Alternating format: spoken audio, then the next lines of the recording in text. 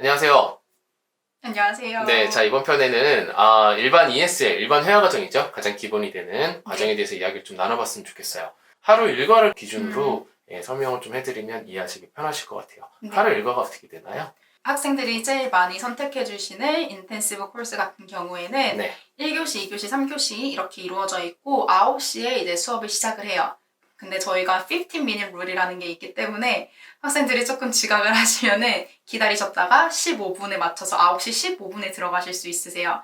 그 이유는 이제 선생님들이 이제 학생들이 계속 새로운 학생들이 오면은 설명했던 거를 다시 계속 설명을 해줘야 되고 그러면은 앉아있는 학생들에게도 이제 방해가 되기 때문에 서로를 존중하는 차원에서 이제 15minute 룰을 적용하고 있고 그래서 이제 첫 교시가 9시부터 시작을 하고 이제 매 교시는 1시간 반으로 이루어져 있어요. 그래서 9시부터 10시 반까지 이제 1교시 Communication and Grammar 시간이 진행이 되고 이제 15분 쉬는 시간, 그 다음에 10시 45분부터 12시 15분까지 2교시 Reading and Writing 수업이 진행이 됩니다. 그리고 이제 45분 동안 10시 15분부터 1시까지 점심시간을 갖게 되고요. 그래서 이제 1시부터 다시 수업을 시작하면은 1시부터 2시 반까지 Speaking Skill and Communication 이 시간이 이제 진행되게 됩니다. 네, 감사합니다.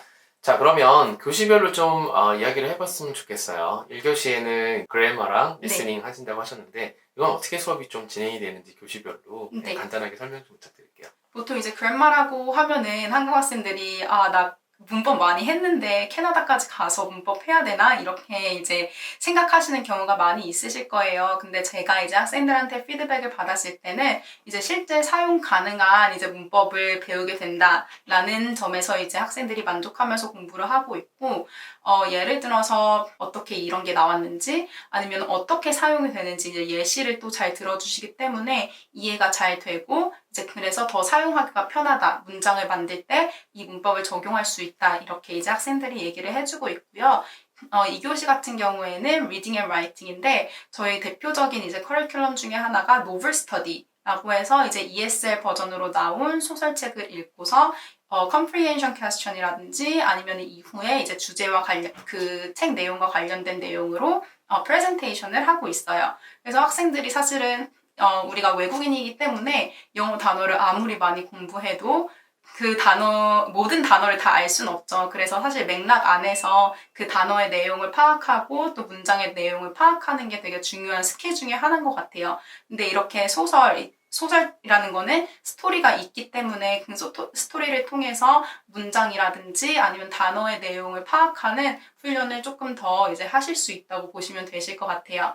그리고 3교시 스피킹 앤 커뮤니케이션 스킬에는 실제 뭐 대화하는 데 필요한 기술들이라든지 또 우리가 한국어랑 다르게 뭐 영어에서 어떤 식으로 동의를 하냐, 뭐 반응을 하냐라든지 어떻게 뭐 예의 있게 말하냐 아니면은 뭐 억양이나 발음 이런 부분들까지 다 잡고 있는 게 스피킹 앤 커뮤니케이션 스킬 시간입니다. 네, 자, 조금 첨언을 그러니까 추가해서 안내를 드리면 1교시 문법 같은 경우에는 한국에서 이제 우리가 시험을 보기 위한 공식 위주로 외우는 식의 영어를 했다면 사용법 위주로 내가 알고 있는 이런 공식들을 실제로 이제 문장을 만들거나 언어로 사용하는데 사용을 하지 못하다 보니까 언어가 안 되는 거거든요. 네. 그래서 현지에 가서 내가 알고 있는 것들을 뭐 어떻게 사용을 해야 되는지 사용법 위주로 다시 한번 살펴본다고 보면 될 것 같고요. 네.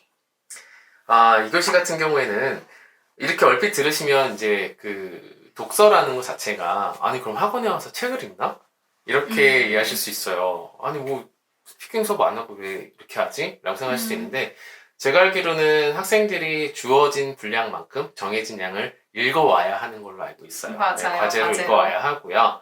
보통 수업 시간에는 그 내용에 대해서 토론식으로 뭐 줄거리를 설명한다던가 학생들과 이렇게 대화식의 그런 독서를 통해서 본인이 습득한 것들을 또 어휘를 활용하고 또 어디서 배운 문법들을 활용하고 이런 토론식의 그리고 또 이해하는 그런 부분으로 수업이 진행되니까 수업 시간에 책 읽는 거 아닙니다. 잘 설명해 주셔서 감사합니다. 그렇게 보시면 될 것 같고요. 지금 라이딩 클럽 같은 경우에 어떻게 조금 운영을 하고 계시고 구성이 되어 있나요? 라이팅 클럽 같은 경우에는 이제 저희가 보통 액티비티 중에 하나로 이제 운영이 되고 있는데요. 보통 이제 인텐시브 수업이 끝나면은 2시 반이기 때문에 2시 5분부터 보통 이제 클럽을 진행을 하고 있어요. 그래서 라이팅 클럽 같은 경우에는 이제 한 선생님이 전담해서 진행을 하시고 있고, 우리가 이제 ESL에서 배우지 않는 이제 다양한 글쓰기, 혹은 이제 ESL에서 배웠던 게 될 수도 있고, 그래서 조금 더 폭넓은 글쓰기를 하고 있고, 예를 들어서 뭐 이메일 쓰기라든지, 내가 실제 뭐 문자 할 때 보내는 뭐 어휘라든지, 아니면은 뭐 뉴스 아티클 써보기, 이런 식의 이제 다양한 수업으로 진행을 하고 있고, 글을 써오면은 선생님이 첨삭해주는 식으로, 그래서 사실은 거의 1대1 튜터 느낌으로 이제 진행이 되기도 하고 있어요. 저는 그게 참 좋은 것 같아요. 어떤 전문적인 글쓰기를 배우는 시간이라기보다요. 우리가 스피킹으로 언어를 배우기 가장 힘든 부분 중에 하나가 내가 틀리게 말을 했더라도 캐네디언들은 영어가 모국어이기 때문에 알아들었으면 그거에 대해서 답변을 하지 내가 쓴 영어 단어가 문장이 맞는지 틀린지를 맞아요. 고쳐주지 고쳐주지 않아요. 않아요. 사실 글을 통해서는 그런 것들을 잡을 수밖에 없어요. 맞아요. 네. 적나라하게 드러나죠. 네, 그래서 아까처럼 어떤 작문을 배운다기보다 내가 그렇게 글을 쓰고 평소에 내 수준에 맞게 연습을 하고 싶어도 사실 이걸 누군가에게 보여주고 첨삭을 받기가 굉장히 어려워요. 한국에서는 IELTS 같은 경우에 이런 라이팅 첨삭 같은 경우에 비싼 돈을 주고 오히려 내가 글 쓴 거에 대해서 첨삭을 받아야 하는 그런 상황이거든요. 그래서 기회 자체가 좀 마련이 돼 있다는 게 굉장히 좋은 것 같아요. 맞아요. 라이팅에서는 내 실수를 다 잡아내기 힘들지만, 네. 아니 스피킹에서는 잡아내기 어렵지만 이제 라이팅에서는 그게 다 드러나기 때문에 드러나고, 결국은 내가 아는 거를 입 밖으로 내서 말하는 게 결국은 그게 스피킹이거든요. 그래서 사람들이 어떤 사람이든 인풋이 있어야 아웃풋이 있다고, 라이팅을 잡는 거는 인풋을 조금 더 확장시키는 그런 작업인 것 같아요. 어학연수를 하면서 내가 글을 한번 써봐야지 이런 생각을 갖기도 좀 어렵고요. 한국에서 영어를 배운 친구들은. 두 번째, 내가 좀 그렇게 하더라도 저희 실제 학생들과 얘기를 하다 보면 좀 미안한 거죠.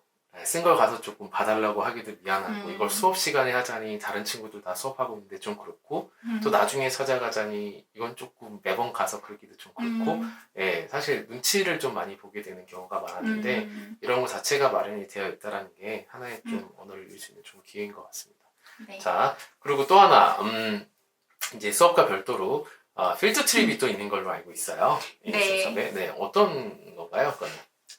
그 레벨마다 다르긴 한데, 이제 배웠던 영어를 실제 현장에 나가서 써보는 시간들을 가지고 실제 이제 실생활에서 쓰이는 영어들을 배우는 시간을 가지기도 하고 있어요. 그래서 뭐 도서관에 가기도 하고, 아니면 마트에 가기도 하고, 커피숍에 가기도 하고. 그럼 마트에 가면은 정말 우리가 쉽게 접했던 재료들인데, 우리가 차마 영어로는 이제 배운 적 없는 그런 재료들에 대해서도 사실은 그 단어를 배울 수 있는 기회가 되고, 현지 이제 마트 직원들과 또 이제 대화할 수 있는 기회가 생기기도 하고, 뭐 도서관에 간 경우에는 책을 뭐 우리나라랑 비슷하긴 하지만 어떻게 이제 도서관을 이용하는지 법부터 시작해서 어떤 게 다른 한국과 뭐 아니면 외국과 어떤 부분들이 다른지 또 이런 부분들을 이제 접할 수 있는 필드 트립 시간이 있습니다. 네, 여러분들이 굉장히 좋아하는 액티비티, 관심 있어 하는 액티비티보다 사실 이런 것들이 굉장히 더 캐나다를 경험할 수 있고 언어적으로도 늘릴 수 있는 좋은 기회라고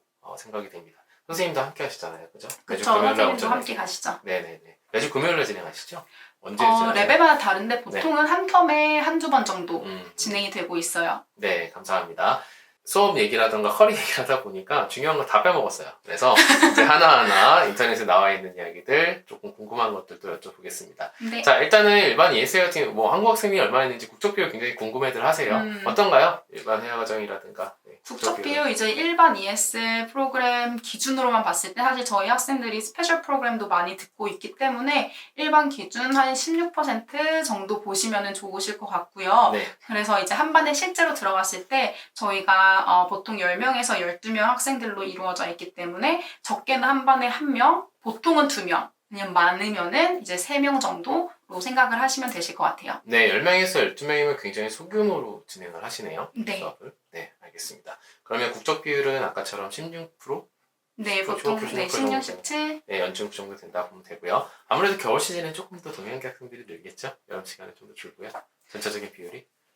그런 거 없나요? UMC 는? 네, 비슷한 것 같아요, 연중. 근데 보통 여름에 이제 조금 한국 학생 비율이 높아지는 경향이 있더라고요. 네.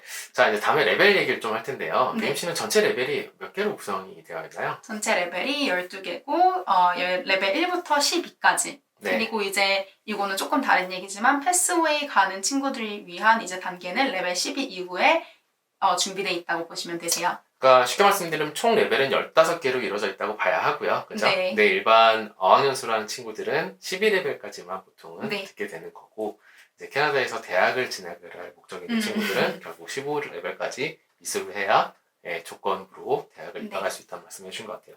자, 제가 레벨을 왜 여쭤봤냐면요. 그런 거 있을 거예요. 그죠?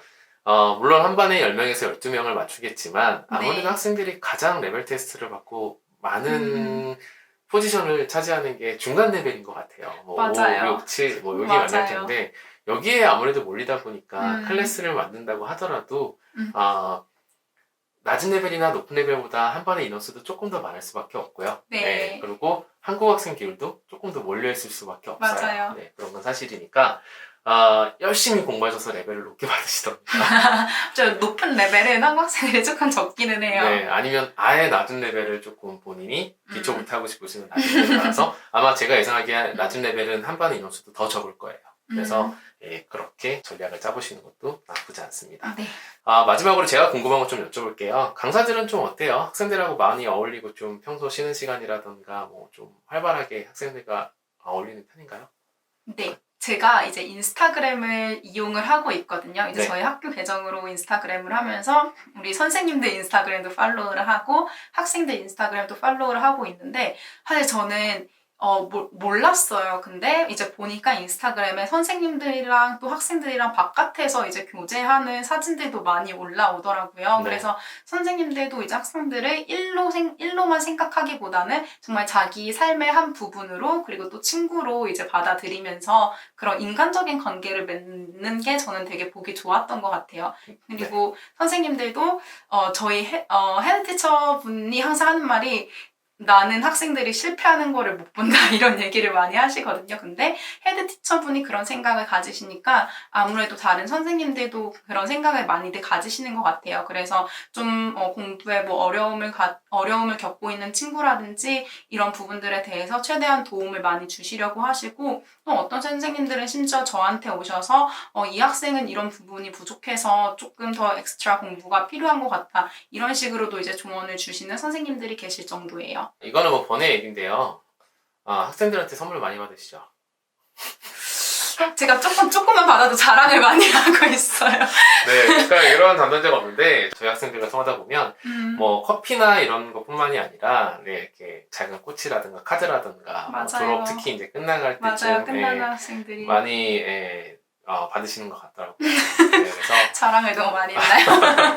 아닙니다. 네, 이런 분위기의 학원이라고 보면 될 것 같고요. 이런 분위기의 수업을 가지고 있는 학원이라고 보시면 될 것 같습니다.